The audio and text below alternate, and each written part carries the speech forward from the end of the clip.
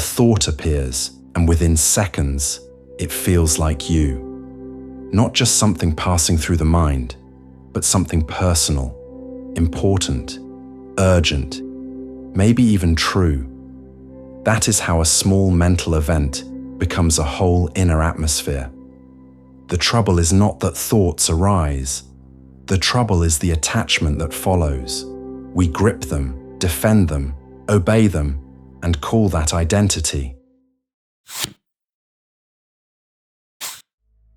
Not every thought deserves participation.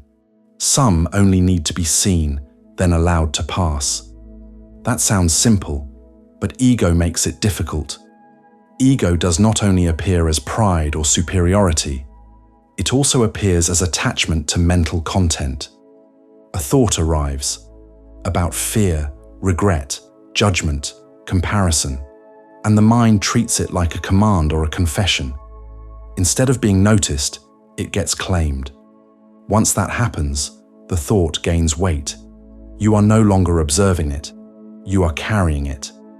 Then a single passing idea becomes a storyline. A storyline becomes mood. A mood becomes behavior. Awareness breaks that chain by restoring distance, not coldness, not suppression. Just enough space to see that a thought is an event, not a self. It can be loud without being authoritative. It can repeat without being meaningful. It can visit without being yours. The more quickly you see that, the less energy the mind wastes on unnecessary identification.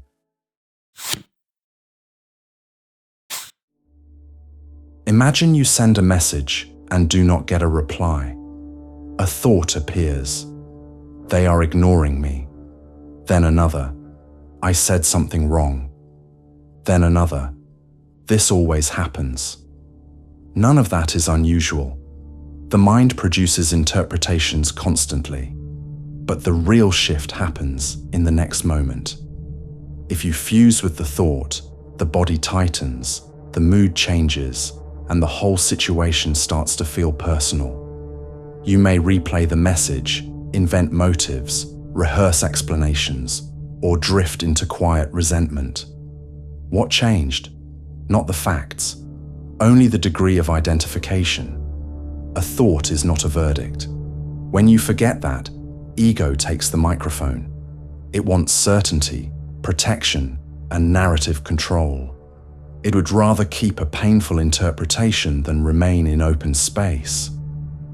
But if you notice the thought as thought, something loosens. The message has still not been answered.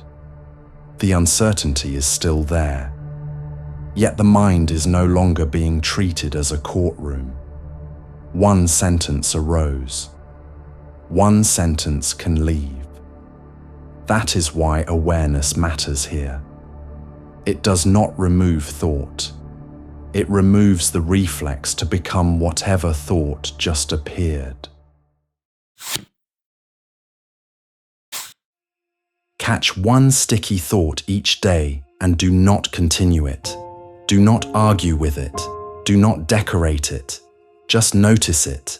Name it silently as thought, and let the next moment arrive without feeding it. Let it pass.